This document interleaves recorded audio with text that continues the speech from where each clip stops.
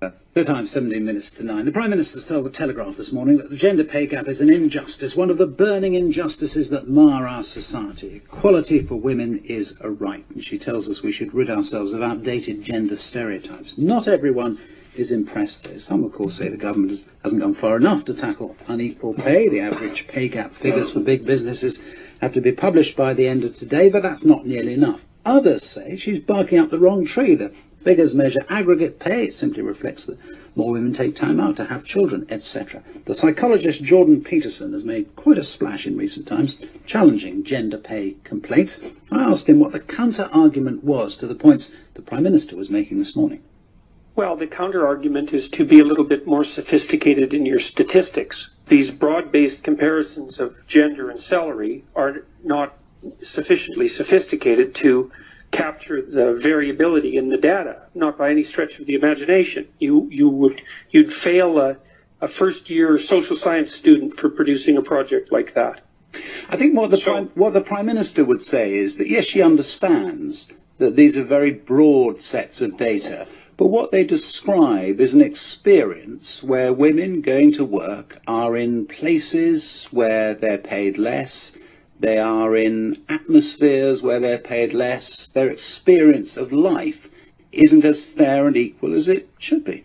Yeah, well, when I look at something like that, I like to look at the facts and not to look at arguments about how people feel about what's happening. First of all, there's elementary reasons why men are paid more than women. For example, the first thing you'd look at if you were a statistician is the median salary the same? Because a few highly paid men can skew the data tremendously, and most of the people who make a tremendous amount of money are a small minority of men. And that doesn't necessarily indicate any prejudice whatsoever against women. It just means that the people who are most likely to work exceptionally long hours and to occupy positions that require a tremendous sacrifice in terms of personal life are almost always men. But then maybe one of the answers there, on that then, one of the answers might be, and I'm not sure the Prime Minister would disagree with that, but she would say, well, let's do something about it. Let's make those top jobs different if we need to, so that women are more attracted to going into them. You can't make those top jobs more attractive because they require a certain set of skills that aren't transferable. So, for example, if you're going to occupy a top executive position, you have to be willing to work something in the neighborhood of 80 hours a week. That's all you ever do. That's your life. And that's the price you pay for running something that's incredibly competitive and demanding. And so there's only a small number of people who are willing to do that, and those are generally men. And there's all sorts of other issues that drive men in the workplace to earn more money. So, for example, men work longer hours, and so if you work 44 hours a week, you make twice as much money as someone who works 34 hours a week. So we're going to do the stats to see who works longer hours. We know that male doctors work far longer hours than female doctors, for example. Now, there's reasons for that. The general reason is that women have more duties on the childcare front, but no one's figured out how to monetize that. Men are more likely to move to work. Men are more likely to do dangerous jobs. Men are more likely to go into STEM fields. And in executive positions, they're more likely to take positions like sales, where the pay is higher than positions like human resources. To analyze pay by gender is a completely inappropriate statistical analysis. But you describe all those things. You describe all those things as if they're a given. They just have to be because of differences between men and women. They don't have to be, do they? And that's the point the Prime Minister's making. No, the point that she's making fundamentally is that there's some evidence that women taken globally earn less than men taken globally if you do the statistics badly, and that indicates that society is unfair. And it's not a reasonable point. You can't make a case that there's a gender gap when you do the statistics badly. I understand that, but a lot of people listening might be saying, I'm going to say, I experience in my own life, again and again, from being told at school that you're not going to be as good at maths, through to all the things that happen to you during your life. Again and again, as a woman, I'm told, and I live an experience where I have fewer opportunities. And then I look at the gender pay gap, and it does exist on aggregate, and I think, well, that's another thing that holds me down. Look, if people want to use bad information to generate social policies that are going to be problematic, that's up to them. but it's going to cause a tremendous amount of trouble, because the reality of the situation is that you can't take a complex multifactorial phenomena like wage differential and reduce it to a single variable, no matter how much you want to or how much it makes you feel good. Jordan Peterson, thank you very much. 12 minutes. Hi there, and welcome to Mentaltrener-podcasten. For non-Norwegian listeners, the Mind Coach podcast that you also can find on iTunes. My name is Frank Nilsen. I'm the founder of the non-profit nomorefear.no. I'm also the co-founder of mentalfitonline.no. I had a life-changing event back in 2011 when I experienced panic attacks for over 4 months. And since that time, I've been working as a mind coach for professional athletes, CEOs and entrepreneurs. And I've been really devoting my life to bring awareness and solutions about anxiety. That is what I'm passionate about. And that's the reason I started this podcast this summer. And since then, I've talked to Norwegian pole explorers, famous Norwegian artists, world champions in rock climbing, 40 times Guinness record holders in breaking stones, and famous Norwegian authors to share their stories, their strategies to overcome fear, how they motivate themselves, and much more. In the first international episode a while back, I talked to James Bruman. He ran across Australia in 82 days by himself, just to have fun. He has also cycled from Alaska to Argentina in 2 years. He has base jumped, been to Mount Everest, and much more. You can check that episode out on the Mind Coach podcast on iTunes. Now, in this second international podcast episode, I'm really looking forward to share with you. Dr. Jordan B. Peterson is a clinical psychologist and professor of psychology at the University of Toronto. He previously served as a professor at Harvard University. Dr. Peterson has become a YouTube phenomenon with his lectures that has been seen by millions of people all over the world. If you haven't seen them, check it out. He is the author of the book Maps of Meaning, The Architecture of Belief. He has also authored or co-authored more than 80 academic research articles on a wide variety of psychological topics, and is one of the team behind the online program Self-Altering. Now, to the episode. Some of the topics we talk about is how we as human beings see the world through our map of the world, how important it is to constantly update this map and keep breaking out of our comfort zone, how we see different solutions based on our personality type, and why stories like The Hobbit is powerful, and much, much, much more.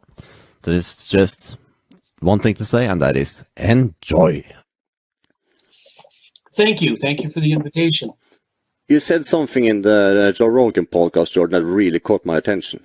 Yeah. And you said that memories that is reoccurring, that is more than 18 months old, we don't have a solution for. We haven't found a solution for it.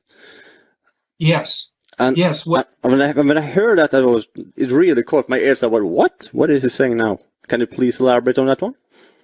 Sure. Well, if something occurs in your life and it has emotional significance, it's because it has some kind of implication either for how you should act or how you should think about how you should act. So, for example, if you're arguing with someone and you're having a dispute with them, they generally want you to do something different, or they want you to think about the world in a different way, but that's still related to action. So emotion, especially negative emotion, tends to signify that something about the way you're conceptualizing the world or yourself or the way you're acting is incorrect. Otherwise, it wouldn't have a negative outcome, right? Because when you act in the world, you're always trying to essentially to get what you want and also to validate your viewpoint. If a negative emotion occurs, it means that you've made an error of some sort. You call it a prediction error, or you could call it a strategic error. And your mind is set up, your brain is set up so that strategic errors are in some sense intolerable. And the reason for that is that you don't want to repeat a mistake. And so your brain will tag an error with negative emotion and then obsess you with it until you figure it out. Oh, so for people that haven't figured out the solution. Yeah. Well, that's the thing. And so you can think about it another way. You can think about it in terms of how an animal maps out a territory. So what an animal wants is for everything it does in a territory to have the outcome that it either predicts or desires. It doesn't want anything to go wrong. And if something goes wrong, it means that some of the territory isn't mapped properly. Now, the map is partly a representation of the territory, but also partly a representation of how to act there. And so you can imagine something like fire. You have to cope with fire as a human being. You can avoid it or you can master it. Either way, what you've done is you've adjusted your behavior to the demands of the situation so that the outcome that you want occurs. Now, your mind keeps track to some degree of how much of your territory is properly mapped. And territory can be past or present or future. And the more of your territory that isn't mapped properly, the more stress you experience. See, because your brain assumes that, like, if you're surrounded by things that you don't understand, your brain will produce a lot of the stress hormone cortisol. Yeah. And cortisol activates you physiologically so that you're prepared to do whatever's necessary in the next moment. It's like an emergency preparation chemical in some sense, or it starts the cascade that produces emergency preparation. And the problem with that is it's very, very physiologically demanding. That's why people talk about such things as being burned out. You know, so if the stress accumulates to too high a degree and the activation demands on you become too great, then you start to break down psychophysiologically. It damages your brain. It makes you old. That's what cortisol is. And so, okay, and that's a long answer to the question, but what very important means, one, extremely well, important what it means is that if there's part of your past that's still unmapped, so it'll still be processed by the emotions that produce, by the brain and mind areas that produce negative emotion. And so if you have a memory and it produces negative emotion, it means you haven't mapped the territory properly. And as far as your brain is concerned, you're liable to make the same mistake again. So when something negative happens in the past, essentially what you have to do is a causal analysis of it. And causal analysis is what it is that you did that increased the probability that that would occur, or what precautions you failed to take, or what elements of your worldview are incorrect. And then you have to figure out what you would do in the future to minimize that risk. And the program that we developed, which is part of the self-authoring program, there's a part of it that helps people write an autobiography. And that helps them identify the parts of their past experiences that are still tagged with emotional information, and then to write and think them through. And the research indicates, this is mostly research that was done by someone named James Pennebaker at the University of Texas at Austin. He did most of the research on writing about the past. And he showed that it can produce quite dramatic health improvements. And that I understand, because then it lowers cortisol, so the immune system rises up again, correct? Yes. Yeah. Well, that's right. It's because if you're stressed and you produce cortisol, and cortisol suppresses your immune system, among many other things, because your body assumes that if you're in a state of emergency crisis, which is the case if you're facing something that's negative or complex, that there's no sense wasting energy on long-term immune responses.